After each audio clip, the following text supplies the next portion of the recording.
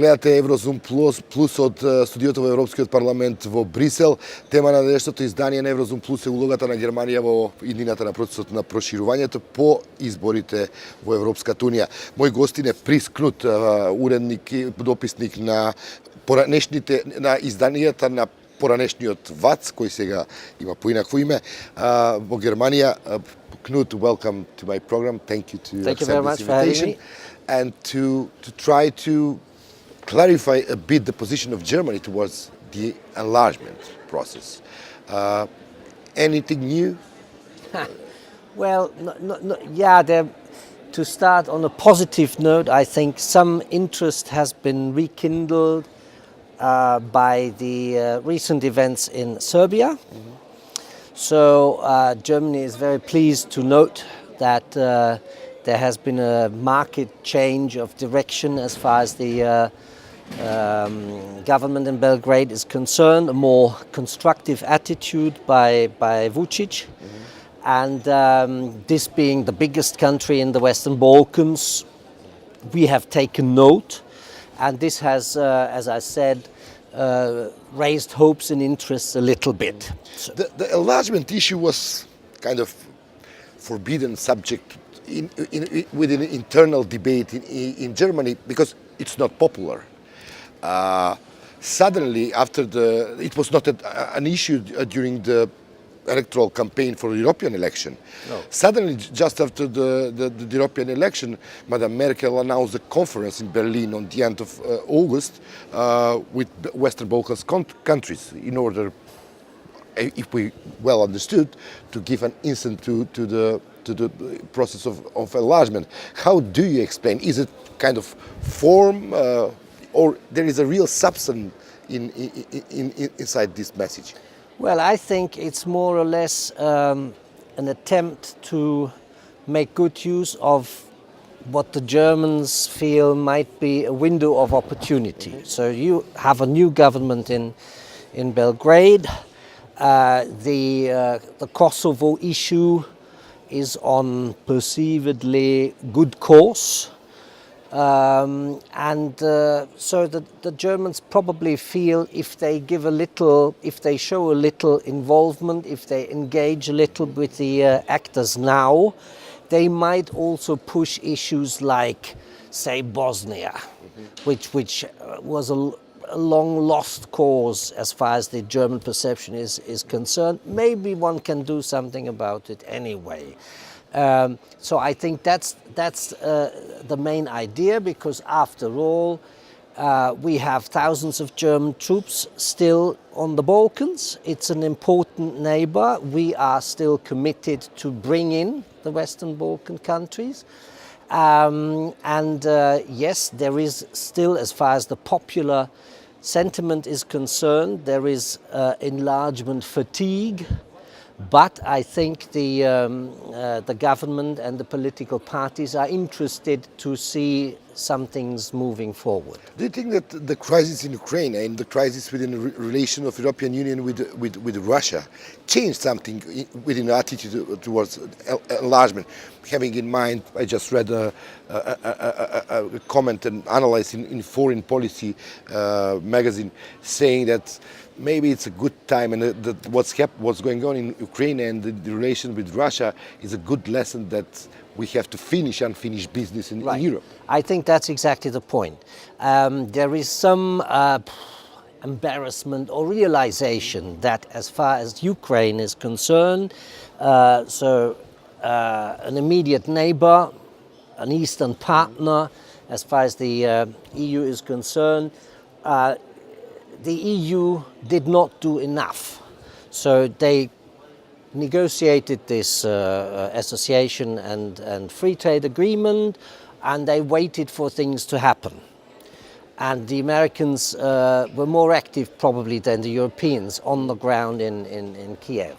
And so I think that some of the officials and government in the EU, including Germany, may have come to the conclusion that, hold on, there is something unfinished business, as you say, in the Balkans as well, and this is something we have to take care of.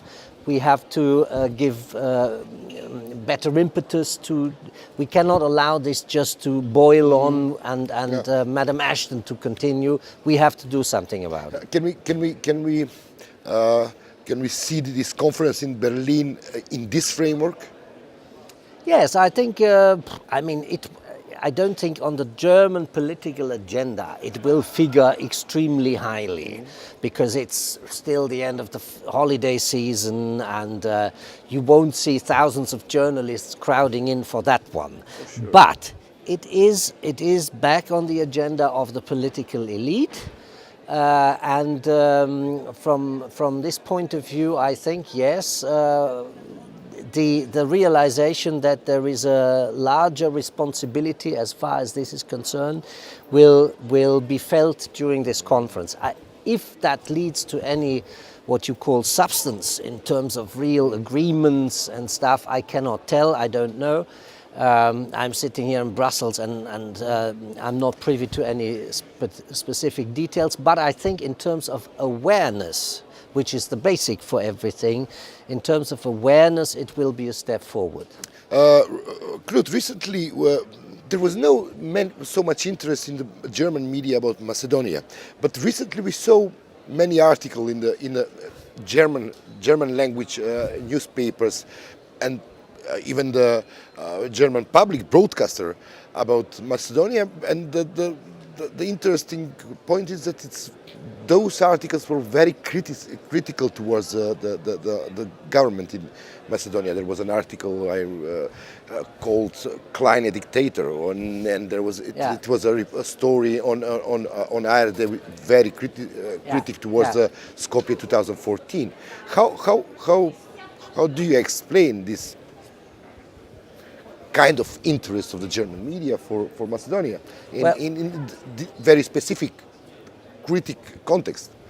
Well, I think first of all you have to put it into perspective and into proportion. We have a extensive German news coverage and still quite some large political interest, in which the Western Balkans and indeed Macedonia still figure. But don't be fooled, it's a specialist interest. For specialist people dealing with this region of Europe, and correspondents dealing with the political developments there. As far as the larger perception, the public in general is concerned, there is a huge danger as far as Macedonia is concerned that this is considered one of the forgotten conflicts of this world, like separation of Cyprus, say, for instance. Nobody cares anymore because they feel the people down there are not capable of coming to any solution of this problem. As far as Gruevski and the special spotlight on him is concerned, you have a parallel development, if you so wish. He's been now at the helm in Skopje for quite some time. He has been seen as the main responsible for this thing not moving, not getting anywhere, and he is maybe put into a category like, say, somebody like Viktor Orban in Hungary. So an all too authoritarian hardliner with whom to do business is difficult. So that's probably it. There will be impatience and frustration on the part of those who are interested in that region and Macedonia in particular, but the larger public will simply not care. Knut, I have to ask you about your impression about the situation with the media in the region, having in mind that you were the chief of the office of the VATS when in the period when VATS was very much present in the region. What's your personal opinion? What do you think? I'm not asking you what's happened with VATS in the region, but what's happened with the freedom of the media in the region. Yeah, I mean, what has happened to VATS and its engagement in the region is not at all untypical.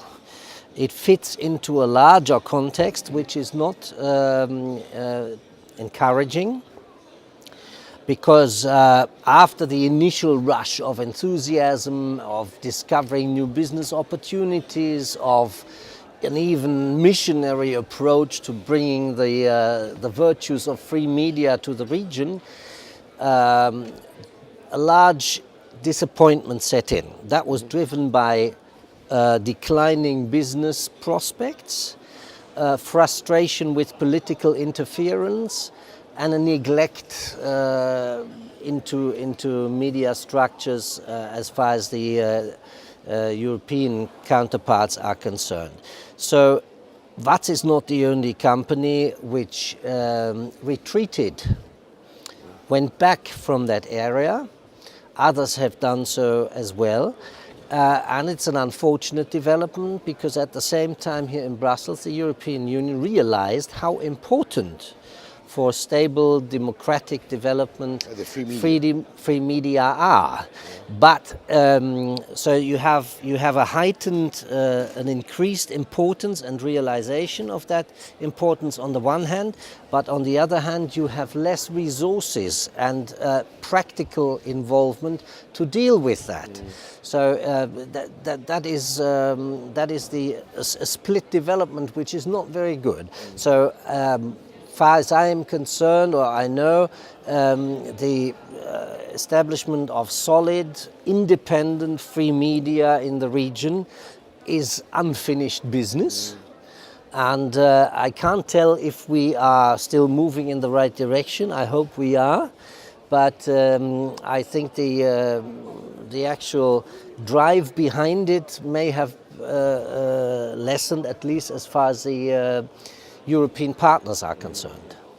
Okay, Knut, thank you very much. Thank you, it's been a pleasure. All the best. Това беше Прис Кнут, уредник на поранешните изданија на ВАЦ во Германија и дописник од Брисел. Ви благодарам за вниманието што го гледавте во издание на Еврозум плюс од студиото во Европскиот парламент. До гледање.